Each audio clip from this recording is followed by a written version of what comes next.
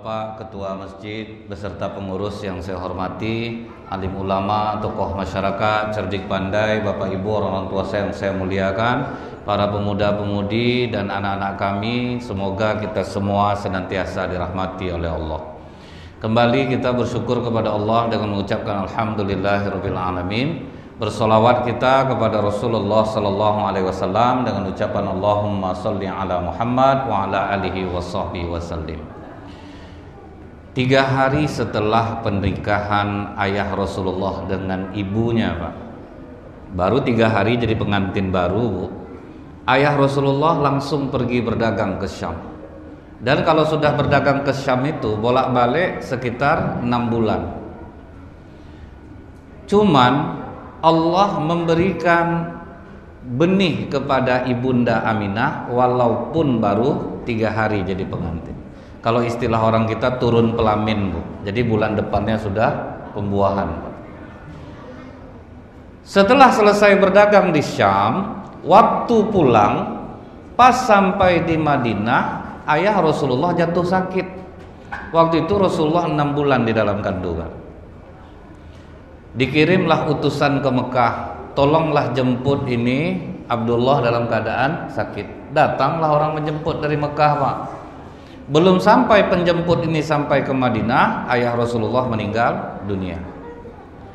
Kenapa Allah menjadikan Rasulullah ini anak yatim, Bu? Agar Rasulullah tidak punya dosa kepada ayahnya. Ingat, Bu, posisi suami, ayah ini dalam Islam itu sangat sakral, Pak. Cuman banyak orang tidak tahu. Di zaman Rasulullah ada seorang bapak, dia pergi bertamu ke rumah anak laki-lakinya, Pak. Rupanya mencuri dia, Bu. Bapak ini mencuri di rumah anaknya, Pak. Anaknya ini dilaporkannya bapaknya ke Rasulullah. Begitu sampai di Rasulullah, kata Rasulullah, jemput ayahmu kemari.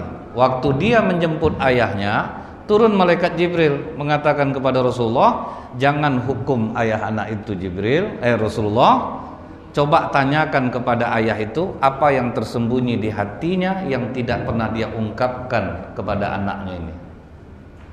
Datanglah anak ini bawa bapaknya, Bu, menggigil bapaknya, Pak. Ditanya oleh Rasulullah, betul bapak mencuri di rumah anak bapak? Betul ya Rasulullah. Apa yang tersembunyi di hati bapak tentang anak bapak ini? Langsung nangis bapak itu, Bu. Dari kecil dia aku besarkan dengan penuh kasih sayang ya Rasulullah. Aku rela bekerja menjadi apa saja asal dia bisa makan dan hidup senang. Tapi setelah dia menikah dan berhasil ya Rasulullah, dia tidak pernah menafkahi aku. Aku malu mau minta sehingga aku khilaf, aku mencuri uangnya ya Rasulullah. Potonglah tanganku. Kata Rasulullah, tidak, Pak. Tidak ada ayah yang mencuri di rumah anaknya karena anak lelakinya, dan harta yang dia miliki adalah milik ayahnya. Itulah ngerinya ya. Datang bapak ke rumah anak bapak, Pak, aku suka nengok mobil kau ini, pindahkan ke rumah aku, pindah, Pak.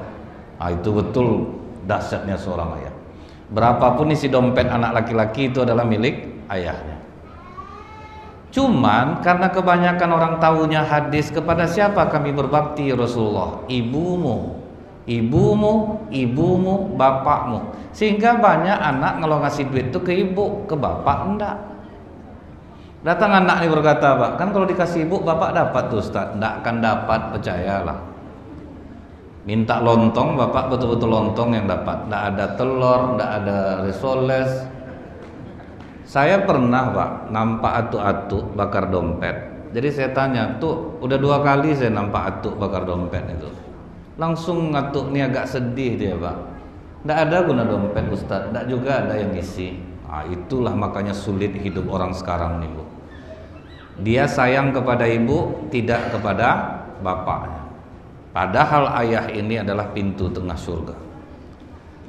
Nah, jadi ini yang harus ibu ingatkan ke anak-anak. Kalau ngasih mak duit, kasih juga bapak. Tapi udah Ustaz, saya kasihlah bapak saya, disalin balik oleh mak saya. Ini yang nggak boleh, Bu.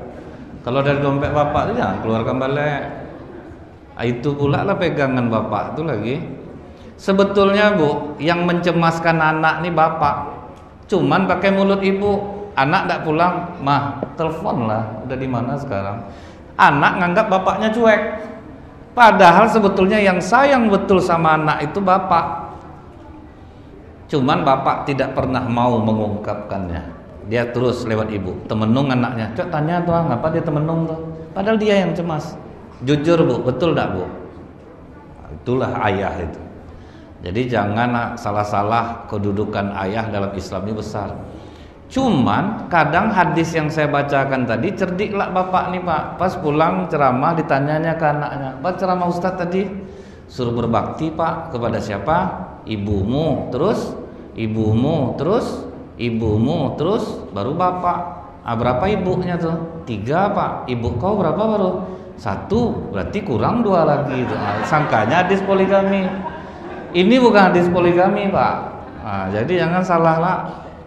Nah tuh ya bu ya, tahu hikmahnya kenapa Rasulullah dijadikan Allah yatim, agar tidak punya dosa kepada ayahnya.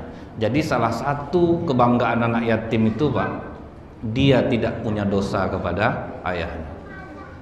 Macam kita nih hidup ayah kita udah besar, ada juga telawan pak.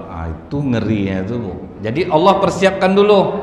Rasulullah diberi musibah ibundanya, kematian suami, tetapi hikmahnya besar agar anak ini tidak punya dosa kepada ayahnya. Tetapi ingat bu, sebetulnya setiap kali Allah memberi kita musibah, di situ ada kenikmatan. Kalau kita mau merenungkan, PSBB, PPKM, musibah bagi kita, bagi orang mau nikah, nikmat pak, murah biaya bu. Selama PSBB biaya nikah murah. Ngundang orang boleh 30 cuman pak.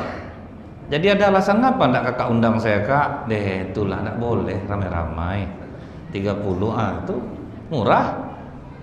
Pesta di hotel, bangga orang hotel pak, enggak perlu dia kerja banyak-banyak, tinggal dapat voucher kasih nasi kotak. Dulu bu, kotor ruangan hotel tuh pak. Ada soto, ada sate, ada nasi, ada apa. Sekarang pergi kita ke hotel pesta bu, keluar kasih nasi kotak, murah biayanya. Bagi sebagian orang yang bisa mengambil nikmat dalam musibah, salah satunya para mubalik. Selama PSBB setahun kosong tidak ceramah, disitulah kami para mubalik ini sadarkan untung bu. Dulu diundang orang payah pak.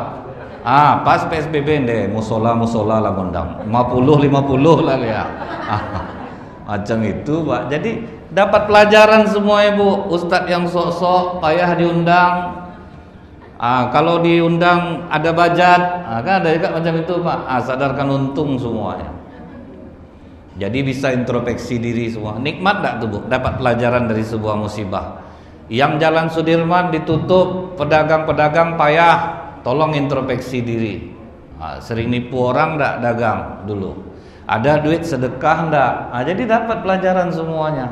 Apa kenikmatan yang dikasih Allah kepada ibunda Rasulullah? Tidak merasakan seperti orang hamil kebanyakan. Itu nikmat pak. Ibu waktu hamil 3 bulan rentan enggak bu? Mual, muntah. Kalau ke nenek enggak mungkin saya tanya tuh udah lupa pak ya. Yang baru-baru lah. Mual, muntah, ngidam. Kadang benci sama suami pak. Kadang muak, udah pakai parfum suaminya busuk pun abang. Kalau suami yang enggak sabar mau bercerai rasanya pak. Semua salah. Ada lagi yang bunting kerbau, tertidur aja kerjanya, enggak ada kerja-kerja pak. Padahal itu memang bawaannya, enggak bisa dibuat-buat, memang seperti itu. Ada lagi yang ngidam, tinggal jalan sekolah nih bu, disuruhnya suami beli nasi goreng ke Pandau tuh pak. Berapa jauhnya tuh? Abang ingat tak waktu kita baru nikah makan nasi goreng di Pandau? Beli itu bang, jauh tuh dek. Enggak, pokoknya ini permintaan bayi nih ya. Enggak apa-apa pergi bu, sejam balik, sejam sampai nih makanlah nasi gorengnya. Enggak, mama ngidam papa makan, papa yang makan, mama nengok. Sakit hati suami pak, kalau tahu ngapa di Pandau dibelinya tadi pak kan? Dia yang makan bu. Menyusahkan enggak bu waktu hamil tuh? Macam-macam. Kemudian pas melahirkan berteriak-teriak pak, aduh, betul kan bu ya, sakit. Tetapi ibunda Rasulullah mulai dari hamil sampai melahirkan tidak merasakan sakitnya melahirkan. Itu nikmat yang dikasih Allah, pengganti karena suami sudah diambil oleh Allah. Jadi kadang apa yang baik menurut kita belum tentu baik menurut Allah pak. Tapi apa yang buruk menimpa kita justru itu yang baik menurut Allah. Tahu kenapa Nabi Musa kalau ngomong tuh tidak jelas pak? karena lidahnya terbakar, Bu. Apa sebab terbakar itu? Dia waktu digendong-gendong Fir'aun kecil, ditariknya jenggot Fir'aun tuh, Pak, tertungkup Fir'aun dibuatnya. Karena Nabi Musa itu, Bu, mukjizatnya apa salah satunya, Bu? Kekuatan Nabi Musa sama dengan 10 orang laki-laki. Jadi kalau bayinya sama dengan 1 orang laki-laki kuat. Pas ditarik jenggot Fir'aun, tertungkup Fir'aun langsung. Dicabut Fir'aun pedangnya, Bu. Aku bunuh anak ini nampaknya nih. Inilah anak yang akan menghancurkan aku besok. Datang istri Fir'aun, jangan. Dia kan masih anak-anak baru. Kenapa mau kau bunuh? Tarik jenggot aku, Isya. Mana pula dia sanggup narik? Kau nak nampak tadi tertungkup aku dibuatnya. Sekarang ginilah kita uji. Ambil kurma, ambil bara api. Kalau kurma diambilnya berarti dia berakal, bunuhlah dia. Tapi kalau bara api yang diambilnya berarti dia memang masih anak-anak, otaknya belum berfungsi. Tidak sengaja berarti dia narik jenggot kau. Setuju Firaun, Bu. Ditaruh bara api, ditaruh kurma. Allah mengilhamkan kepada Nabi Musa untuk mengambil bara api, Pak. Terbakarlah lidah Nabi Musa itu, Bu. Selamat dia dari pembunuhan. Allah ngasih musibah kecil untuk menyelamatkan Nabi Musa dari musibah yang lebih besar. Jadi jangan pernah kita ngeluh dapat musibah tuh. Kita mau ke masjid, terjatuh kita depan rumah, Pak. Bisa jadi kalau sempat kita jalan, mobil yang nabrak kita mati. Jadi jangan pernah ngeluh, Bu. Apa aja musibah, syukurilah itu. Nah, setelah Rasulullah lahir, dibersihkan, digendong oleh datuknya, dibawa ke dinding Ka'bah, dikasih nama Muhammad. Terkejut orang Quraisy, Pak. Datuk, belum pernah kami mendengar nama Muhammad ini lagi, Datuk. Kenapa dikasih anak nama yang aneh ini? Karena apa, Bu? Dari zaman Nabi Adam sampai Rasulullah lahir, tidak satu manusia pun yang punya nama Muhammad. Datang datuknya berkata, aku ingin cucuku ini terpuji di bumi dan terpuji di langit. Itulah makna nama Muhammad. Jadi ingat, Bu, apa kata Rasulullah? Beri nama anak kalian dengan nama-nama yang baik. Karena dengan nama itu nanti dia dipanggil di sisi Allah. Memberi nama harus ada harapan dan doa di sana. Salah satu yang membuat kenapa anak bisa jadi durhaka apabila ayah salah memberi nama kepada anaknya. Jadi di zaman Umar bin Khattab, Bu, ada anak laki-laki dipukulnya kepala bapaknya. Ditangkap anak ini, dibawa ke depan Khalifah Umar. Ini anak durhaka Khalifah, dia berani melayangkan tinjunya ke muka bapaknya. Apa kata anak ini kepada Khalifah Umar, Pak? Maaf Khalifah, apakah kalau kami anak ini nakal murni kesalahan kami, atau ada enggak kesalahan ayah kami? Apa sebetulnya kewajiban ayah kepada anaknya? Apa kata Khalifah Umar, Bu? Kewajiban ayah yang pertama adalah memberi nama yang baik untuk anaknya. Nama aku dikasihnya Ju'al, Khalifah. Ju'al itu artinya kumbang kelapa yang busuk baunya, Pak. Itu arti nama anaknya. Maka kata Khalifah Umar, engkau telah lebih dahulu durhaka kepada anakmu sebelum anakmu mendurhakai. Ini kadang nonton sinetron, Pak, kasih nama anak nama artis sinetron. Nonton bola, kasih nama anak nama pemain bola. Makanya anak agak durhaka jadinya, Pak. Sedangkan yang udah dikasih nama yang baik aja, tidak diajarkan agama pun rusak juga, Pak. Udah dikasih namanya Muhammad Soleh Rahman misalnya, Pak, ya, tapi tidak diajar agama, percuma juga. Apalagi salah ngasih namanya, Bu. Ini, Bu, kenyataan di Pekanbaru. Ada anak yang ibunya suka bercanda, jadi dikasihnya nama anak perempuannya itu nenek panggilannya, Pak. Panggilannya itu nenek, dari kecil nenek. Yang satu lagi anaknya dipanggil Inya, Pak, laki-laki. Dan ini nyata di Pekanbaru, Bu. Jadi kami dari kecil terbiasa memanggil nama itu. Asal jumpa dia nenek satu, Inya satu. Tahu Ibu, yang nenek-nenek itu betul-betul macam nenek-nenek jadinya. Yang dipanggil Inya ini bongkok jadinya. Itulah bahayanya sebuah panggilan. Kenapa ibu sudah capek pakai pemutih, tidak keluar rumah tapi kulit tetap hitam? Karena suami manggil kalian, Pak. Udah capek istrinya, Pak, ya, memutih-mutihkan badan. Kalian, kata suaminya, Pak. Kalau udah 5 tahun nikah tuh, Bu, kan kadang-kadang manggilnya gitu lagi. Ada yang manggil pesek, tambah terbenam hidung istrinya, Pak. Istri udah capek diet, tetap juga dipanggil suami gendut, tuh tambah terus badannya, Pak. Jadi ubah panggilan, panggil dengan nama yang baik, karena nama membawa rasa, Bu. Ada orang nganggur 6 tahun, Pak. 6 tahun dia nganggur, 6 tahun saya manggil bos sama dia. Tiap hari saya panggil bos, kan panggilan yang baik tuh, Bu, ya. Bos, bos, bos. Di usia yang tidak mungkin jadi bos dia sekarang, Pak. Itu dasarnya sebuah panggilan. Makanya Rasulullah tuh, Bu, manggil istri enggak ada yang nama, Pak. Semua pujian manggilnya. Ya Humairah, ya Aisy, itu semua nama panggilan manis. Jadi istri itu tambah cantik jadinya, Bu. Enggak payah pakai modal beli Nuskin mahal, Bu. Nuskin 4.500.000, tambah serum 600. Sibuk menyetrika tiap hari, Pak. Tapi suami manggilnya Lisui, Pak. Gimana mau bagus mukanya?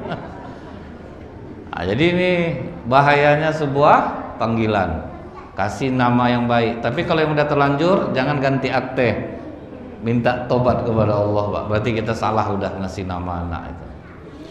Nah, kemudian, Bu, menjadi kebiasaan masyarakat Mekah waktu itu, kalau anak lahir dicari ibu susuan yang berakhlak baik.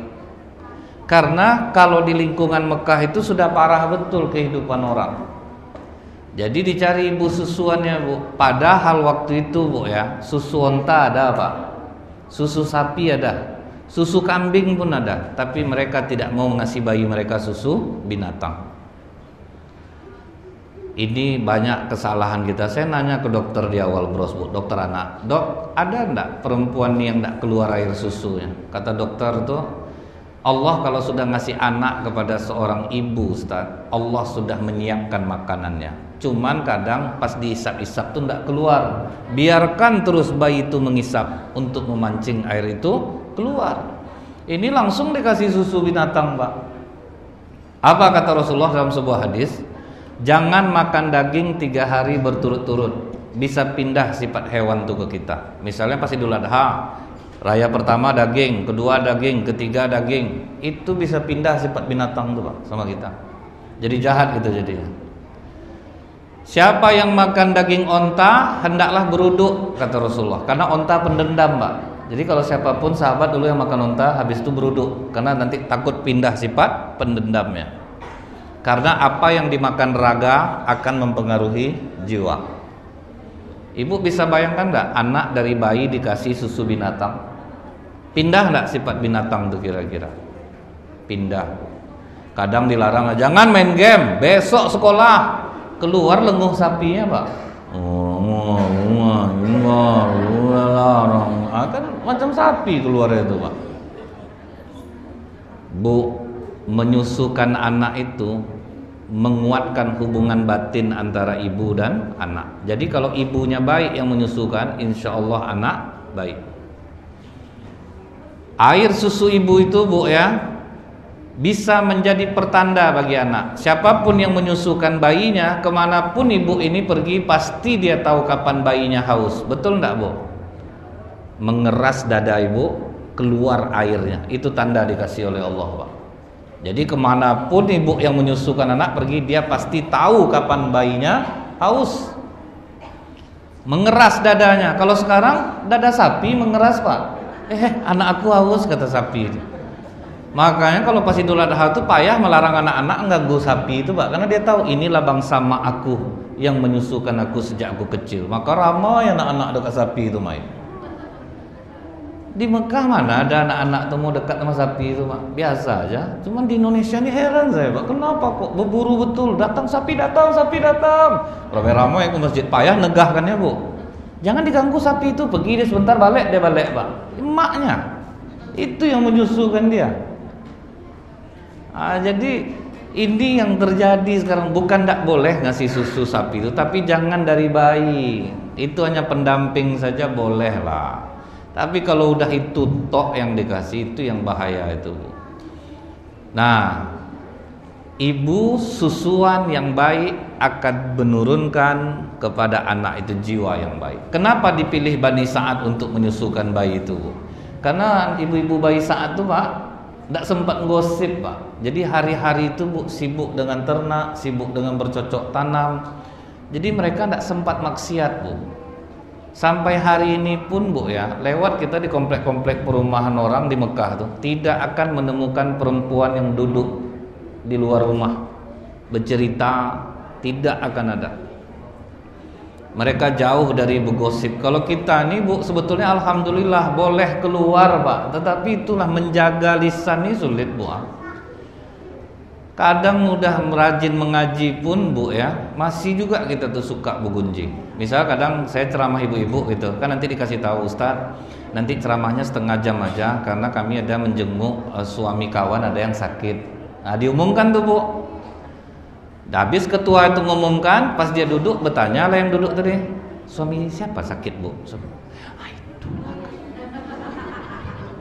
Bergunjing jadinya, Pak. Sibuk jadinya, Bu. Jadi jenguk tuh sebentar ini, Pak. Sibuk membahas itu aja jadinya, Bu. Datang satu lagi nanti yang agak baik. Allah soalim pula. Gitulah, Bu. Kena lah dia. Jadi banyak ya, Bu ya, orang menyusukan anak sambil bergunjing, jatuh ndak sifatnya ke anak itu. Jatuh. Makanya jangankan itu lagi, Bu ya, perasaan ibu sedang tidak enak, jangan menyusukan bayi karena air susu akan mengandung racun. Jadi kadang dia habis menyusukan anak, Bu, membiru badan anaknya, anak saya kena palasi, anak saya keteguran, padahal gara-gara perasaan dia. Jadi kalau kelahi sama suami, kasih tahu sama suami kalau sedang susu, bang tunggu dulu bang ya, aku susukan anak ini dulu, habis itu kelahi lah kita balik, karena bahaya nanti, beracun air susu nanti, hubungan batin tuh, Bu. Jadi dikasih tahu Bani Sa'ad bahwa bayi sudah terkumpul di Mekah, silahkan datang jemput. Nah, nanti orang tuh berombongan lah datang, Bu. Di antara yang berangkat ini ada Halimah tuh Sa'diyah. Dia yang paling miskin, Pak, waktu berangkat itu. Anak minta susu, tapi air susu Halimah sudah kering karena saking miskinnya itu, Bu. Onta sudah tidak lagi mengeluarkan susu. Keledai sudah lemah. Jadi lambat jalannya, Bu. Yang duluan sampai ke Mekah tetangganya.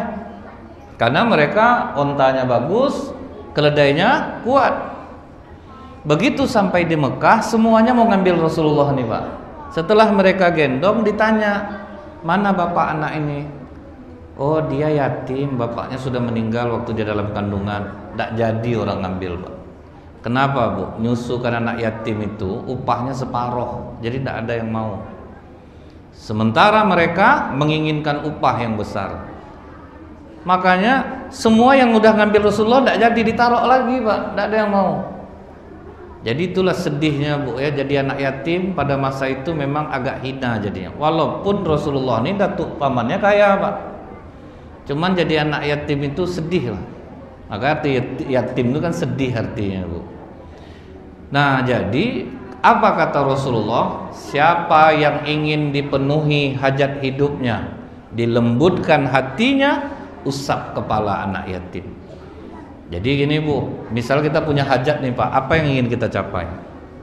Cara menjebolkannya apa, Bu? Sedekah kepada anak yatim. Hati kita keras, sedekahnya tidak bisa ke masjid, Pak, kepada anak yatim. Itu sedekah untuk melembutkan hati. Jangan salah lagi, Bu, orang Islam yang udah rajin ke masjid ya banyak yang keras hatinya, Pak. Saya dulu pernah ketemu, Bu, imam masjid, Pak. Saya ngasih namanya imam maju tak gentar, Bu. Orang tak suka dia jadi imam, Pak. Tapi bapak ini maju aja terus. Padahal ada yang bagus di belakangnya, maju aja terus. Sampai diancamnya masyarakat, Pak. Siapa yang gantikan aku jadi imam, pecah pembuluh otak aku, ini tanggung jawab kalian. Akhirnya masyarakat diam aja lagi. Iramanya ndak enak, pokoknya susah lah, Bu. Saya pas ceramah subuh di situ, bapak tuh imam, iramanya gini, Bu.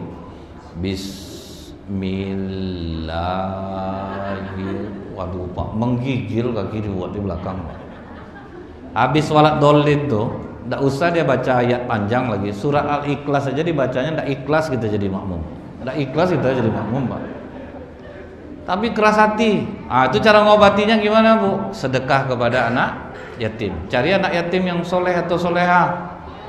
Jangan sembarang kasih, nanti dibelikannya chip game nanti, Pak. Apa yang dapat kita? Dia memang anak yatim di daerah ini disantuni semuanya. Tapi kalau ingin melembutkan hati, mesti dicari. Cari anak yatim yang soleh dan soleha, baru cepat melembutkan hati kita. Kadang kita ini banyak yang masih keras hati, Pak. Ego tinggi itu masih banyak. Pendapat dia aja lah yang harus diterima, dia aja lah yang benar. Ditanyanya pendapat orang, tapi pendapat dia juga akhirnya yang masuk, Pak. Berarti keras hati. Obatnya sedekah sama anak yatim. Ini cara yang disampaikan oleh Rasulullah SAW. Nah, setelah semuanya dapat bayi susuan, Halimah datang belakangan, Bu. Dia terakhir datang. Begitu dia terakhir datang, tidak ada pilihan, yang ada cuman Rasulullah. Ditanya oleh Halimah, kenapa tidak ada yang mau sama anak ini, Bu? Dia yatim. Mendengar itu apa kata Halimah? Maaf ya Bu Aminah, di antara yang berangkat ini saya yang paling miskin. Saya yang paling pengen besar dapat upah. Jadi saya mohon maaf, saya tidak bisa menyusukan anak ini. Jadi awalnya Halimah Sa'diyah tidak mau. Pas dia mau pulang, Bu, berunding dia sama suaminya. Kasihan kita ya Bang ya, nengok anak tuh tidak ada yang mau menyusukannya. Kata suaminya, lebih kasihan lah nasib kita lagi Halimah. Udah pergi miskin, pulang tambah miskin lagi nih.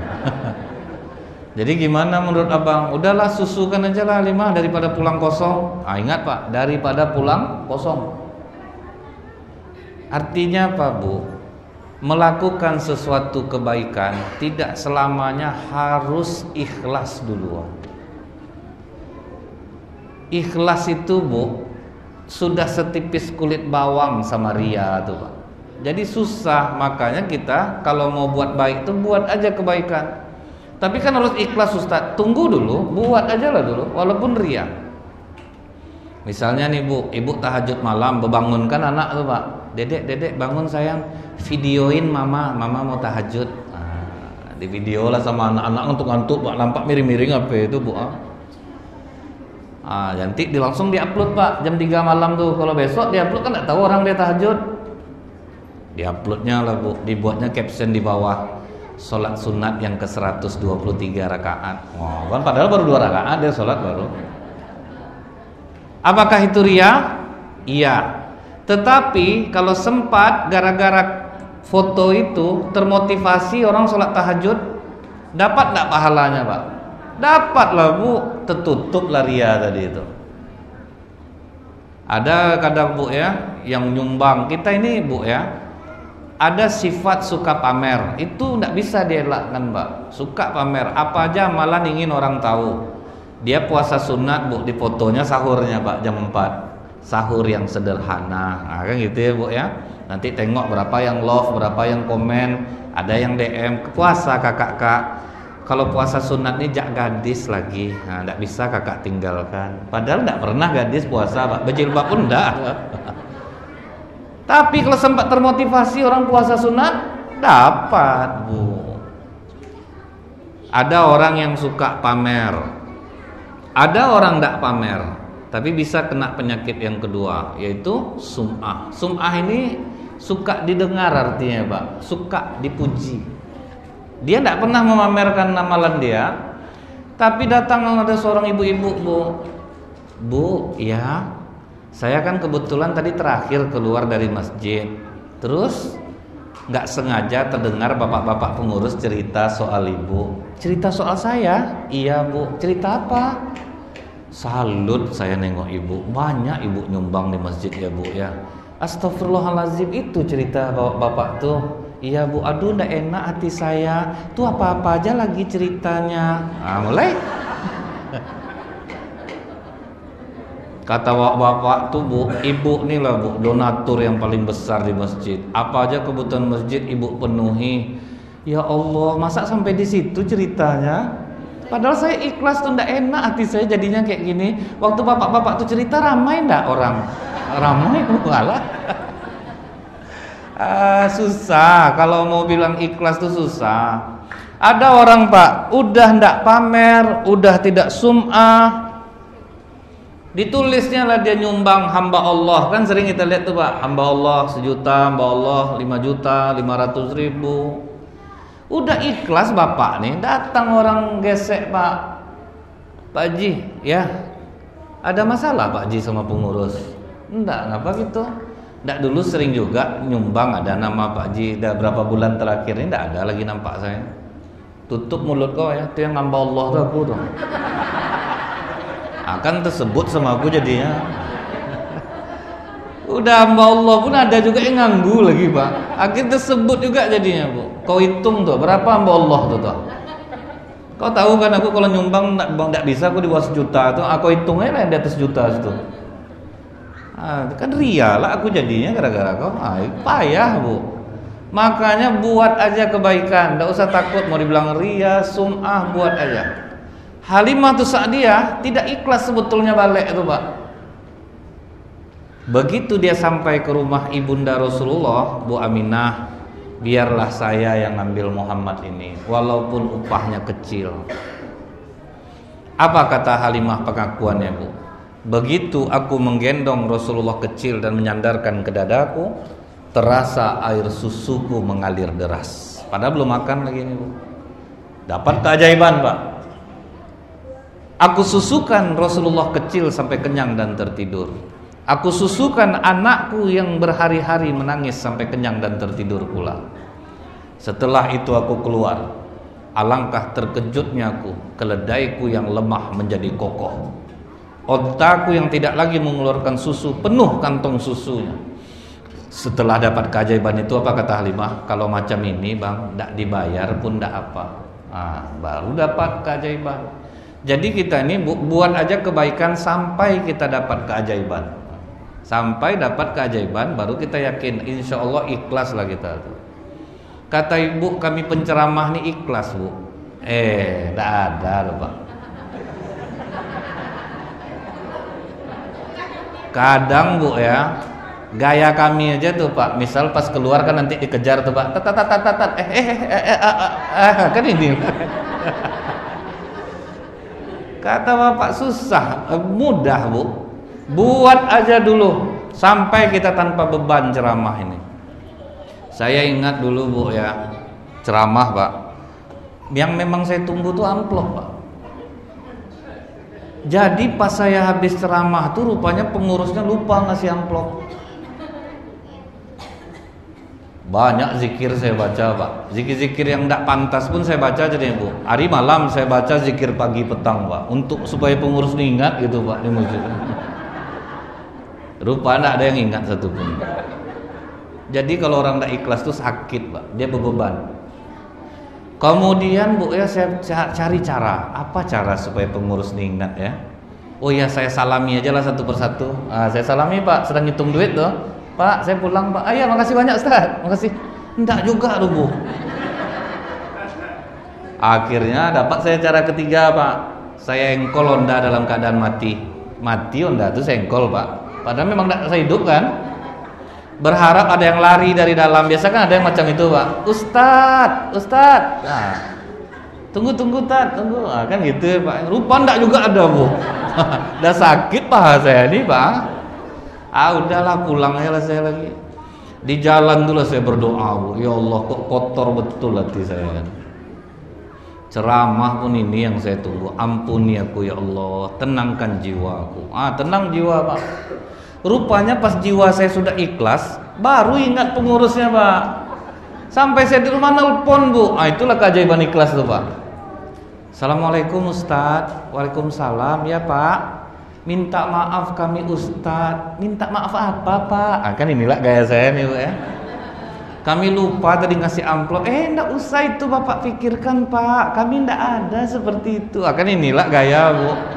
Kalau ada ibu waktu saya nelpon tuh muntah ibu nengok saya. Saya aja geli kan itu tuh Pak.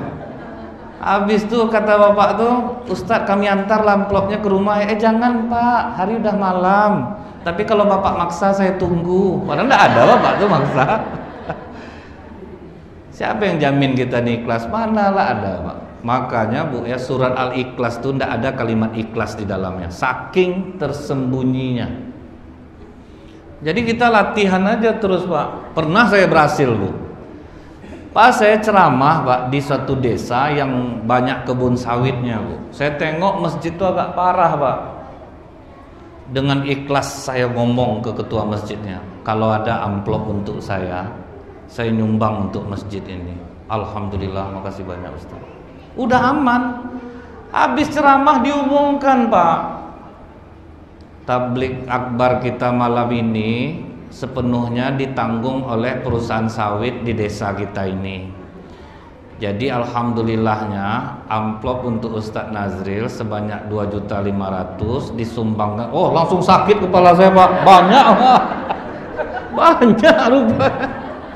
2 kali saya makan botrek jarak 3 jam, Pak, di bawah malam. Pak, saya sangka enggak segitu, Bu. Udah ikhlas aja bisa kena balik, Pak. Udah ikhlas, Pak, udah aman. Kena balik. Jadi jangan coba-coba bilang ikhlas itu mudah.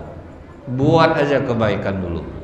Nah, Halimah ketemu keajaiban, begitu pulang ke desanya terpacu semua tetangganya itu. Sampai kaget jadinya, Pak, tetangganya. Halimah, kau beli onta baru ya? Enggak. Itu keledai-keledai baru ya? Enggak. Yang semalam juga. Kenapa kok bisa berubah onta dan keledai kau? Kata Halimah, ini berkah anak yatim yang kubawa ini. Akhirnya nyesal semuanya, Pak. Saling salah menyalahkan dia sama suami. Itulah abang, aku udah mau anak itu tadi abang enak. Ngapalah abang kau salahkan kau? Yang tak mau tadi ribut di jalan tuh jadinya, Bu. Begitu sampai di kampungnya, kambing-kambing Halimah yang dilepaskan liar pulang dalam keadaan gemuk. Kambing-kambing tetangganya dalam keadaan kurus. Jadi disitulah Halimah Sa'diyah tambah berkah hidupnya semenjak ada Rasulullah di rumahnya. Jadi keberkahan karena Rasulullah ini lah, Bu, ya. Dia ini sudah membawa berkah dari kecilnya. Apakah itu berlaku hanya untuk Rasulullah? Ternyata tidak. Siapapun yang menyantuni anak yatim yang baik, dia akan mendapatkan keajaiban yang sama. Dapat keajaiban yang sama. Setelah 4 tahun bersama Halimah Sa'diyah, Bu, terjadilah pembedahan dada Rasulullah SAW. Jadi kawan-kawan Rasulullah, Bu, yang sama-sama kecil itu berteriak-teriak, Pak. Bu Halimah, Muhammad dibunuh, Muhammad dibunuh. Kaget Halimah. Padahal apa yang dilakukan malaikat Jibril, Bu? Diambil jantung Rasulullah itu, dicuci pakai air zam-zam. Apa kata Rasulullah? Ini bagian iblis di dalam dirimu. Ini juga pelajaran untuk kita, Pak. Jagalah jantung kita ini, karena disitulah banyak bagian iblis. Kita ndak enak sama orang jantung kita yang bergoyang. Kita dimarahi orang jantung kita yang ndak enak. Kita ketakutan jantung kita yang berdebar. Makanya harus kita jaga suasana jantung kita ini, Bu. Jangan terlalu perasa, jangan terlalu perajuk, jangan terlalu bawa hati, jangan. Itulah untuk jaga jantung tuh, Pak. Sementara kita susah betul kita untuk menjaga hal-hal seperti itu. Kita gampang merajuk. Jadi yang menyebabkan kata Rasulullah itu, Bu, salah satu tanda akhir zaman, banyak kematian mendadak. Banyak orang kena serangan jantung. Disebabkan apa? Dia tidak bisa menata jantungnya. Semua dimasukkan ke jantung, Pak. Jabatan masuk jantung, rumah masuk jantung, mobil masuk jantung, Honda masuk jantung, kerja masuk jantung. Tentu sesak jantung itu jadinya. Apa ndak rusak dia jadinya, Bu? Mau keluar rumah berkali-kali ngetes kunci pintu, Bu, karena banyak harta dalam, Pak. Sudah dikunci, digoncang-goncang, jadi pintu tuh rusak kena goncang-goncang tuh aja, Pak, bertahun-tahun jadinya. Sampai orang saking takutnya ke masjid tuh sering bawa sendal kiri sama kiri, Bu. Sampai panik orang maling dibuatnya, kok kiri aja sendal orang bulan puasanya semua. Tersiksa gara-gara harta sendiri. Itu yang membuat jantung tuh kena tuh, Pak. Makanya, Bu, ya, waktu saya ke rumah sakit jiwa, saya nanya, Bu, ada ndak yang kena virus COVID orang gila nih? Kata dokter ndak. Karena dia tidak peduli, Pak. Makanya tidak bisa kena virus. Orang gila kita tengok, Bu, perasaannya lapang, Pak. Dia tidak ada yang masuk semua sama dia. Mau dihina orang dia senyum juga, Pak. Mau diapain aja ketawa dia, Bu. Rupanya itu cara menyehatkannya. Jadi kadang-kadang kita ini perlu juga niru orang gila tuh, Pak. Tidak ada masuk-masuk hati. Ini kadang kita diburukkan orang, kena jantung. Tega dia menggitukan saya, Bu. Padahal saya udah baik sama dia. Kan rusak jantung kita dibuatnya.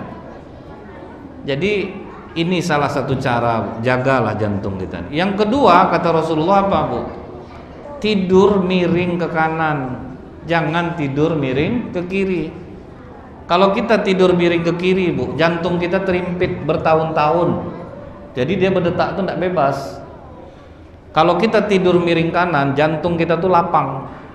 Makanya ibu nanti kalau mau tidur kasih tahu sama bapak, bang minta maaf mulai malam nih bang ya, aku tidur miring ke kanan.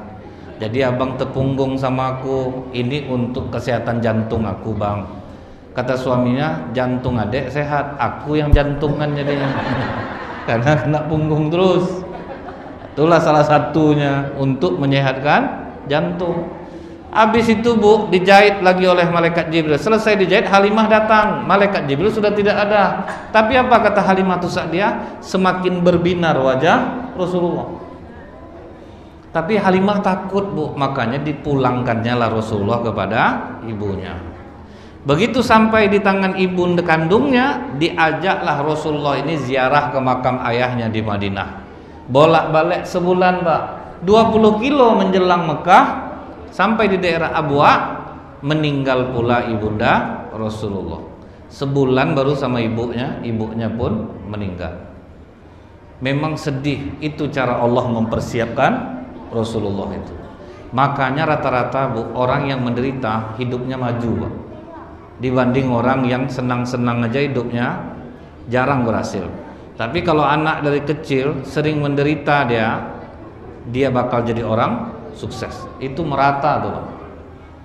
Dia sering dihina, sering direndahkan, ayahnya susah, ibunya susah, itu rata-rata jadi orang sukses. Jadi Allah mempersiapkan Rasulullah tidak punya dosa juga kepada ibunya. Tapi apa kata Ummu Aiman pengasuh Rasulullah Bu? Di saat ibu Rasulullah meninggal, aku coba mengajaknya bercerita tetapi dia diam. Aku ajak dia bercanda, dia juga diam. Inilah yang harus diamalkan oleh orang dalam keadaan sedih, diam. Ada ibu kematian suami, jangan banyak bicara Bu, diam aja. Ini kadang kita nih yang iseng. Ibu nih kematian suaminya, udah nangis dari semalam dah, udah diam ibu tuh pas subuh. Datang jamaah sholat subuh berkunjung ke rumahnya. Ibu itu udah enak-enak diam, datang kita bertanya Bu, meninggal lah bang kak. Itu pingsan ibu itu langsung. Tadi udah enak duduknya, tidak ada ngapa-ngapa lagi ibu. Itu baru 5 orang yang datang, udah meninggal Pak. Datanglah rombongan kedua. Gimana ceritanya kak, kok bisa meninggal? Itu pingsan tak lagi. Udah 2 kali Bu, subuh baru udah 2 kali pingsan. Datanglah nanti rombongan bapak jam 8. Gimana ceritanya kak? Padahal abang tuh kak kemarin masih sama. Itulah bang, Anda meninggal pingsan lah ibu tuh. Mau 10 kali pingsan dibuatnya. Makanya Bu ya, kalau kita sedang sedih jangan bicara, bawa diam. Perhatikan Pak, kenapa pasukan pengawal presiden tidak ada yang senyum? Semua wajahnya diam. Itu perhatikan Pak. Rupanya apa Bu? Dalam ilmu psikologi, orang yang wajahnya diam, konsentrasinya akan lebih kuat. Jadi kalau kita sedang sedih itu Pak, selain berzikir kita Bu, bawa diam. Wajah tanpa ekspresi diam. Itu kuat konsentrasi kita dibuat. Jadi jangan dibawa bicara. Contohnya gini Pak, anak-anak kecil nih, kalau dia pulang sekolah, dia kelahi di sekolah, pulangnya pasti diam. Diam aja dia Bu. Kapan dia nangis? Kalau kita tanya Pak, ngapa baju kotor nih, kelahi pula di sekolah? Orang enggak ada salah dipukul. Baru nangis dia. Kalau enggak kita tanya, diam aja tuh Pak. Jadi itulah dahsyatnya kecil Rasulullah tuh Pak, sudah mencontohkan. Ibu dalam keadaan sedih, galau, suami enggak mengenakkan hati, bawa diam. Tanpa ekspresi. Itu lebih menguatkan jiwa. Jangan bawa nangis. Dibawa nangis tambah menjadi-jadi dia, iblisnya cerdik dia. Dicarinya selemah-lemahnya kita. Nah kemudian Bu, digendong oleh datuknya begitu sampai di Mekah, tinggal sama datuknya selama 2 tahun. Meninggal pula datuk Rasulullah ini, berpindah pula asuhannya kepada Abu Thalib. Begitu dengan Abu Thalib inilah makin terlihat akhlak Rasulullah SAW. Apa salah satu akhlaknya tuh Bu?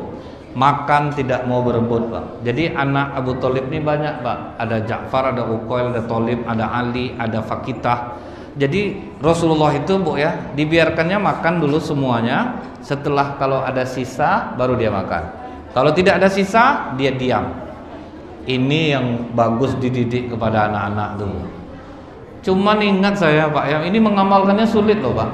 Tidak berebut makan dalam keadaan lapar itu sulit.